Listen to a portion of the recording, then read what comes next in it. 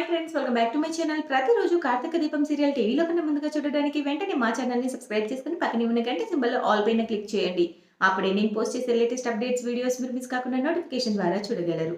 ఇక సీరియల్లోకి వెళ్తే కార్తీక దీపం సీరియల్లో శివనారాయణ కాళ్ళపై పడేసి వైరాతో అసలు నిజం బయట పెట్టిస్తాడు దశరథ. మరి అసలు ఏం జరిగింది? అసలు శివనారాయణ కాళ్ళ మీద దశరథ వైరాన్ని పడేయడం ఏంటి? అసలు దశరథ నిజాన్ని ఎలా బయట పెట్టబోతున్నాడు? అసలు దశరథ వైరాన్ని ఏం చేశాడు? ఏం చేసి సాక్ష్యాన్ని సంపాదించాడు అనేది తెలియాలంటే ఈ వీడియోని చివరి వరకు స్కిప్ చేయకుండా చూడండి. అప్పుడే మీకు క్లియర్‌గా అర్థమవుతుంది. అలాగే ఈ వీడియోని ఇప్పటివరకు లైక్ చేయని వారు ఇప్పుడు లైక్ చేసేయండి. ఇక సీరియల్‌లోకి వెళ్తే కార్తీక దీపం సీరియల్‌లో ఒకవైపు సుమిత్ర ఆరోగ్యం బాగోలేదని దశరథ చాలా టెన్షన్ పడుతూ ఉంటాడు. ఎప్పుడు రిపోర్ట్స్ వస్తాయో, ఎలాంటి వార్త వినాల్సొస్తుందో అని చాలా టెన్షన్ పడుతూ ఉంటాడు. అదే బాధని కార్తీక్‌తో కూడా షేర్ చేసుకుంటాడు. అయితే అనుకోకుండా దీప కూడా ఆ మాటలన్నీ వినేస్తుంది. తన తల్లికి ఏమైందో అని చాలా టెన్షన్ పడుతూ ఉంటుంది. ఒకవైపు ప్రాబ్లమ్ మేజర్ అంటున్నారు. రిపోర్ట్స్ వచ్చేదాకా పరిస్థితి ఏంటి అనేది తెలియదంటున్నారు. అమ్మకేమవుతుందో ఏంటో అని భయపడుతూ ఉంటుంది దీప. అయితే కార్తీక్‌కి ధైర్యం చెప్పి ఏం జరగదు కార్తీక్.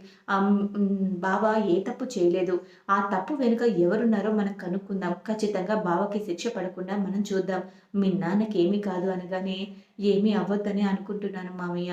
కానీ నాకేం అర్థం కావట్లేదు. నాన్న తప్పు చేయలేదని ఎలా నిరూపించాలో కూడా నాకు అర్థం కావట్లేదు మామయ్య. కానీ ఒకటి మాత్రం నిజంగా నేను ఖచ్చితంగా చెప్పగలను. నాన్న ఏ తప్పు చేయలేదు. అది నా మనసుకు తెలుసు.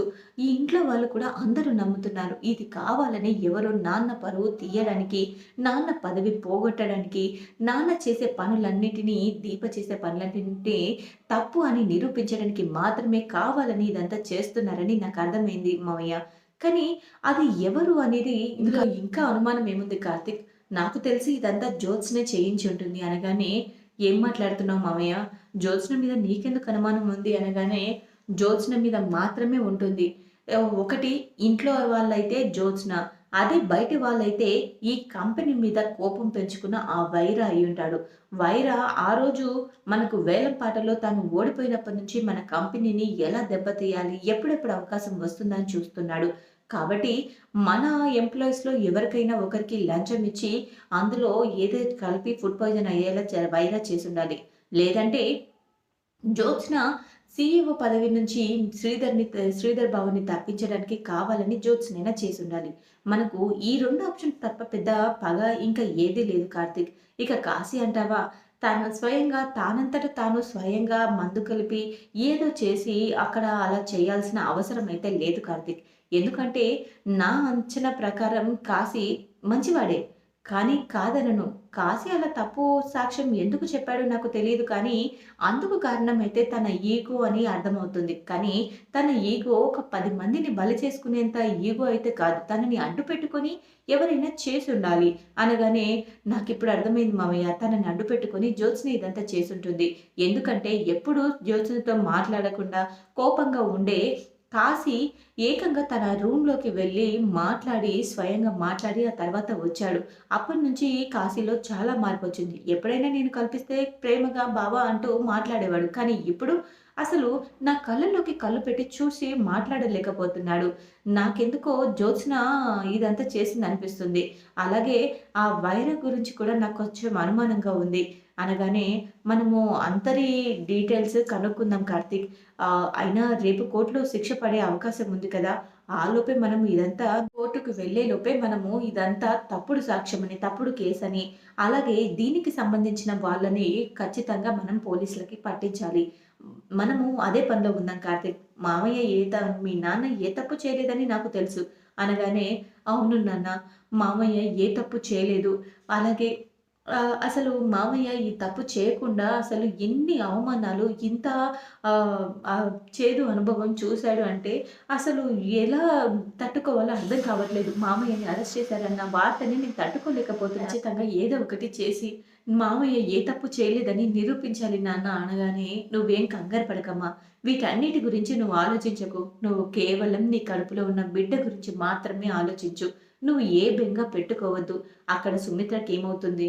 ఇక్కడ మామయ్యకేమవుతుంది అనే ఆలోచనలన్నీ పక్కన పెట్టేసేయి. నువ్వు ముందు భోజనం చేశావా అనగానే, ఆహ్, లేదు లేదు నాన్న అనగానే, ఇంకా ఎందుకు భోజనం చేయలేదు?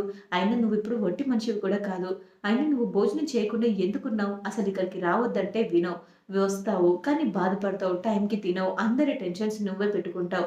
ఇలా అయితే నీ కడుపులోని బిడ్డ ఆరోగ్యంగా ఎలా పెరుగుతుంది దీప అంటూ తానే స్వయంగా అన్నం పెట్టి కలిపి తీసుకొచ్చి ప్రేమతో ముద్దలు చేసి తినిపిస్తూ ఉంటాడు.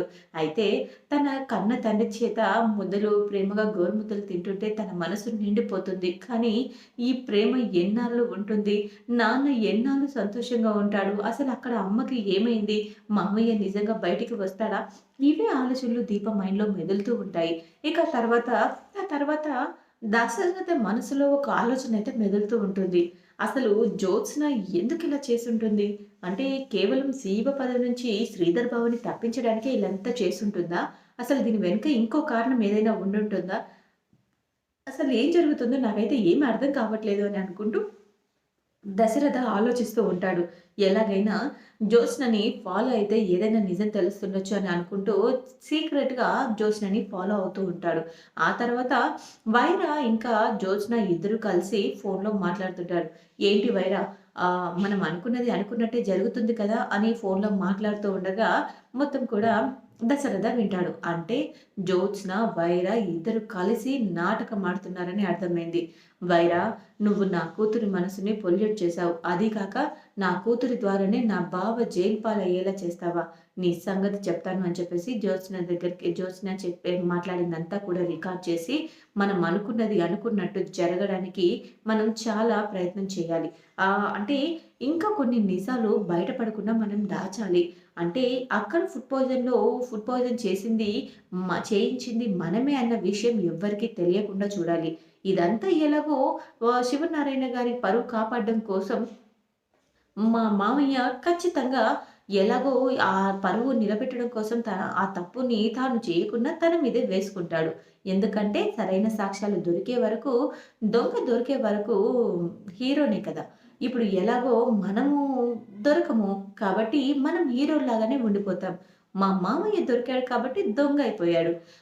సో, మనం ఏమి చేయకుండా సాక్ష్యాలు బయటపడకుండా చేసుకోగలిగితే ఇక మనం అనుకున్న ప్లాన్ సక్సెస్ అవుతుంది అని అనుకుంటుంది ది జ్యోత్స్న. అయితే అవునవును. మన ప్లాన్ సక్సెస్ అవ్వాలి. మన ప్లాన్ సక్సెస్ అవ్వాలి. అందుకోసమే కదా మనం ఇంతలా చేస్తున్నాము అంటూ వైర కూడా జ్యోత్స్న గురించి మనసులో పెట్టుకొని, "జ్యోత్స్న, నువ్వు వాళ్ళని దెబ్బతీశాను అని శత్రువునైన నన్ను దగ్గరికి తీసుకొని నీకు నువ్వే ప్రాణహాని తెచ్చుకుంటున్నావు. అసలు వాడికి శిక్ష పడిన తర్వాత ఆ రెస్టారెంట్ మొత్తం కూడా నేను నా హ్యాండ్ ఓవర్ చేసుకుంటాను. ఇక నిన్ను ఆ రెస్టారెంట్‌లో లేకుండా చేస్తాను. రెస్టారెంట్‌కే కాదు, ఈ భూమి మీదే నాకు అడ్డు రాకుండా చేసేస్తాను" అని చెప్పేసి, "నువ్వు చేసిన పాపాలన్నీ కూడా సాక్ష్యాలతో నా దగ్గర అన్నీ ఉన్నాయి.